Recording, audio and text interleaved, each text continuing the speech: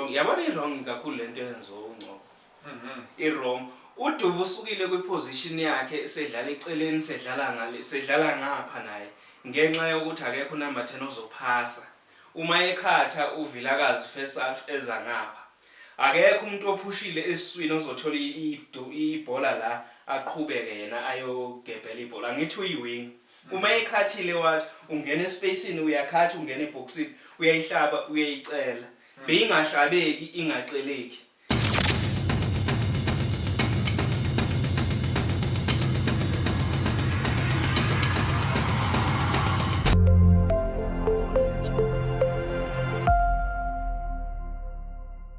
Sanibona bafethu igama lami nguSanele aka uDonso Nkabi. So we are back with another video bafethu kwi starting 11. So nangenjalo bafethu ngiyazi ukuthi ngihambe ngedwa ngihamba noSibude Sibude khamba kanjani? Right kunjani? Ugrand.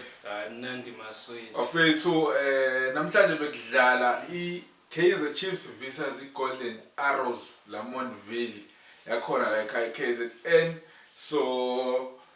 iGolden Arrows isuke la neWisa nothi sagila but le phuphu le iwisa le bafika amanzi namabhodo bawathola phambili yeah so manje inkinga iMTN8 basuke bababhukhela kuma self catering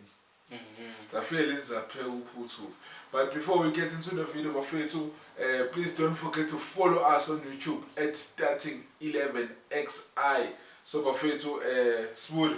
we kanjani game bafethu. So congratulations to Golden Arrows bafethu for qualifying ku semi-final izodlala nani neOrlando Pirates izodlala neMamelodi Sundowns kuma semi-final. So then isikhukhune sizodlala neOrlando Pirates uzoqala isikhukhune le eLimpopo then bese yabuya ke iyovala le eSigodini. So iGolden Arrows izoqala le ePretoria then bese ivala le ekhaya. So Sibude buye kanjani game? MTN8 wafa Sibude in the house kwa starting 11. Hayi before igame yamanje leqeda kuphela ngeke ngabuka igame emnandi kakhulu. AmaZulu nesikhukhune. Hayi iyona game ebe namagoli ukudlula wonke amagame asadlalile la kuma quarter finals eMTN8. Beyimnandi kakhulu kujahwana. Ngiyabancoma coach basemzansi cha bebilimnandi ibhola. Right idlalile ke Kaizer Fish kwi home ground yayo iFNB phethwe iArrows. Angazi ke mina ucoach ukuthi lokhu strategy noma iplanning yakhe beyithini ukudlala nje namhlanje. Imidfielder be disorganized kabhlungu kabi. Yabo from 15 minutes to 21 minutes iArrows beyiphathele ibhola kamnandi idlala esiswini uNgcobo uhambile esiswini angimazi kodwa uzile ngapha kwi right kwi attacking ngapha kwa right angazi noma bese yiwini iChiefs beyingenayo number 10 bebesuka bonke abadlali basesiswini esiswini kuze kwasuka uFroz la weza wazokhava la ku number 10 ngenxa yokuthi isis angazi bekwenzakalani umntase be very good mangabe ibhola ephaselwa in terms of marking ukudlala kwiposition cha bebe futhi beyithanda kakhulu isise Chiefs ukuya phambili engibuka beyingekho right bebe attack kakhulu khona ama shot akashaw mabuye first half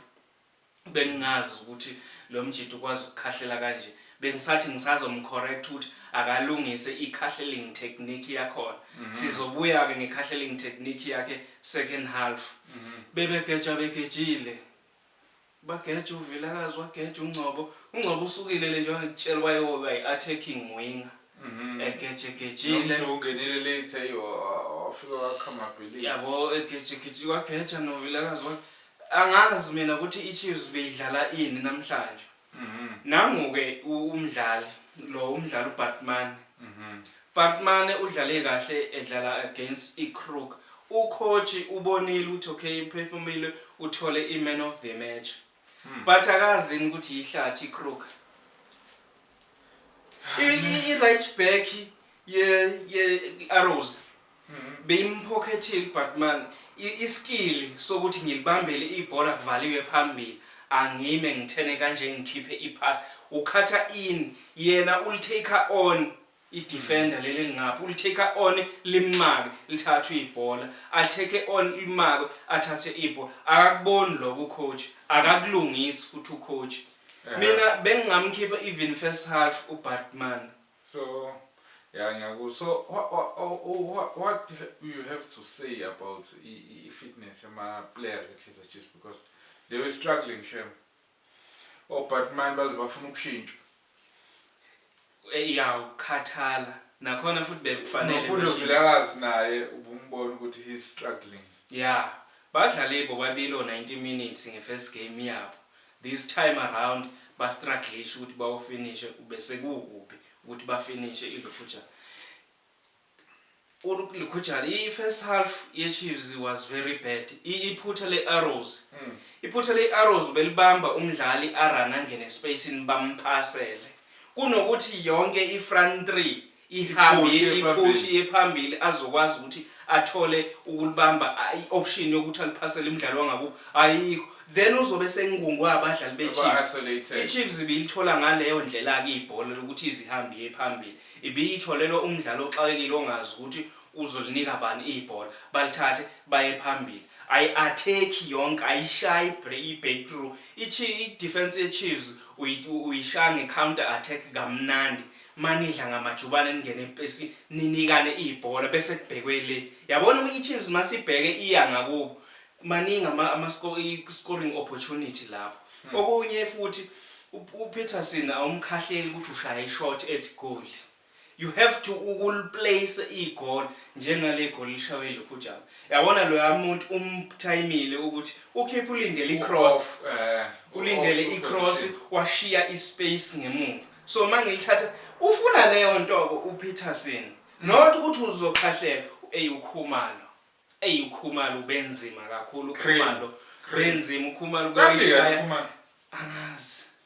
kodwa ngathi inabadlali nje angathi bathanda ukubabasha i-arrows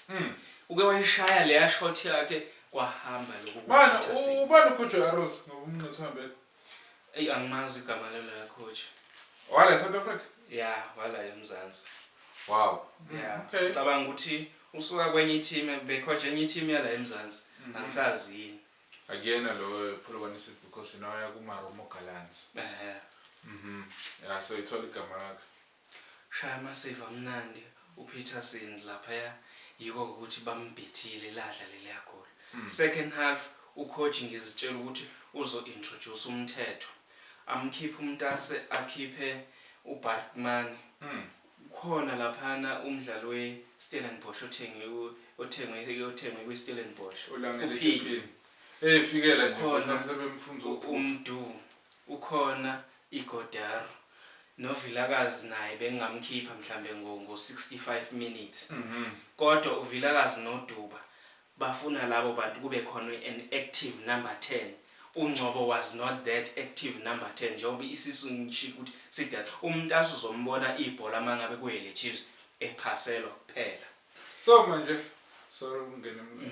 so manje ngoba phela i-season iqala nje iKaizer Chiefs ngeke ihlezi idlala neKruger ka-29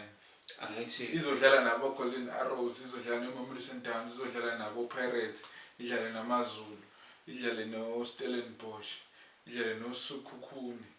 maningi ama-team azodlala nawo so ngoba engathi yastrugglisha kule level kuzokwenziwani manje yini ekumele yenziwe ngoba phela noMfundo Vilakazi sebenama-season amaningi manje sebenamasizini sebadala manje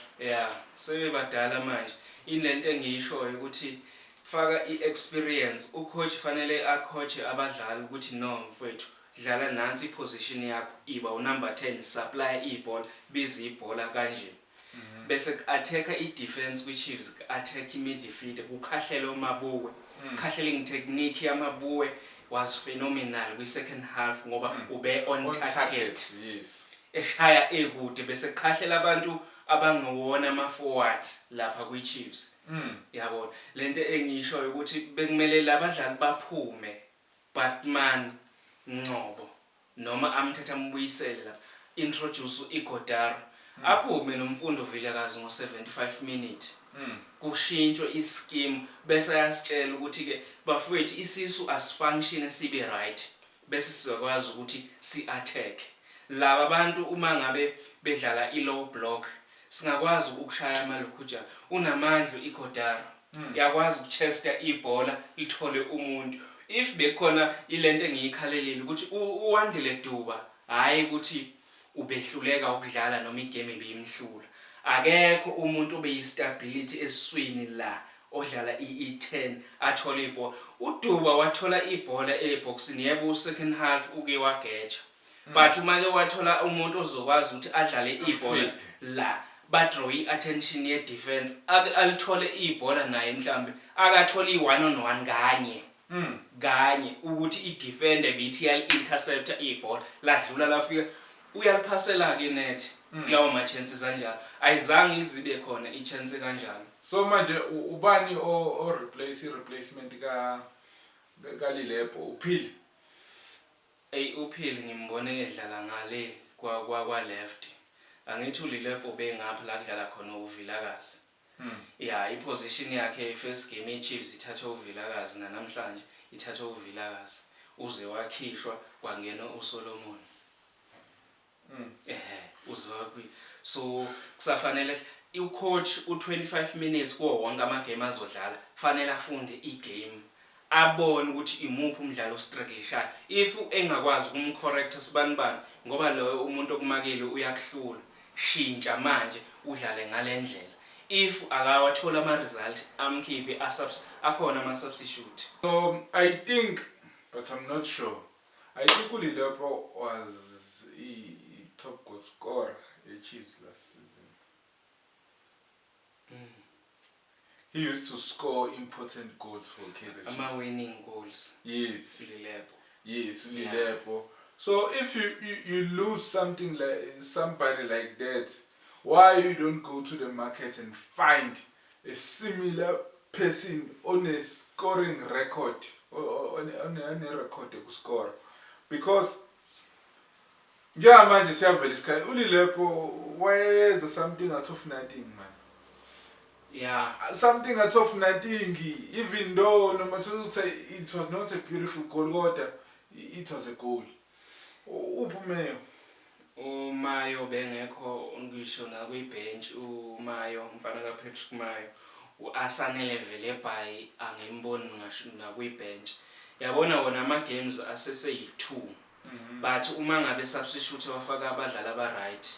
ulangelihle phili uzoperforma awakore kamnandi amagoli uDuba noIgodaro noma buwe ngalendlela akhahlela ngayo base ngawakora amagoli inkinga unumber 10 akabe unumber 10 umuntu ahlale kwiposition yakhe makumhlula lo ufaka omunye umdlali yabona basafuna iexperience uBatman benomntasi international player sayinwe kulonyaka so do you think what do you think season Chiefs looking like badlala kanje because they are number 3 do you see them maintaining that position on the log and returning to Africa next season basengayi maintain I top 3 if not top 3 mhlamba ngaba number 4 or number 5 uma ngibheka amaZulu nesikhukhune indlela mangabe bezoqhubeka abadlale ngalendlela le banga experience ifatigue bangayithatha ilekhujana provided ucoach uma engakwazi ukufunda igame yabona omunye ucoach obest engimazi ukufunda igame uKlopp once wafunda igame ukwazi ukushaya iteam ngo7-1 njengoKlopp so uma engakakwazi ukugcina umdlali uzuyomkhipha ngo86 minutes ongazange akunike lutho for u90 minutes uzokushawa mayeqhubeka ngalendlela le ucoach uzobamba number 9 mayehluleka ukushintsha engakwazi ukubona ukuthi labadlali abasanginiki lutho afaka abadlali abazokwenza futhi asho ukuthi iwrong yabona iwrong kakhulu lento yenza uNgcobo iwrong uDuba usukile kwiposition yakhe sedlala eceleni sedlala ngapha naye ngenxa yokuthi akekho number 10 ozophasa uma ekhatha uVilakazi first half eza ngapha akekho umuntu ophushile esiswini ozothola ibhola la aqhubeke yena ayogebhela ibhola ngithi uyiwing uma ekhathile wathi ungena espacini uyakhatha ungena eboxini uyayihlaba uyayicela beyingahlabeki ingaceleki akekho number 10 unumber 10 uqhamuka la no Bartman base sidini nelilodwa bafuna ukucross yabo uze wa second half wasusibhola ngakuyeleza ngapha kwa left into eyenzakalile ngike ngayibona leyo nto so if Da Cruz akayiboni leyo nto ama corrections akhe induku isazoqhubeka cause isikhukhuni siza not nathi isikhukhuni iArrows kusese nama games awu2 e-league kusese neNedbank kusese neKhaleni yeah ne so manje Kaizer Chiefs are out of the MTN 8 nge-15 August they are playing iMamelodi Sundowns so with umdlalo i-display abayitshengisela namhlanje because I don't think i-Chiefs in a game during the week inayo izodlala nge-12 angithi ngolwesibili 11 khona ama games awu2 mangaphosisi dlala ilokhunja iMamelodi Sundowns neTS Galaxy yeah ngolwesithathu iKaizer Chiefs ine game mangaphosisi nePirates angeke nge-12 iChiefs iyadlala ayikho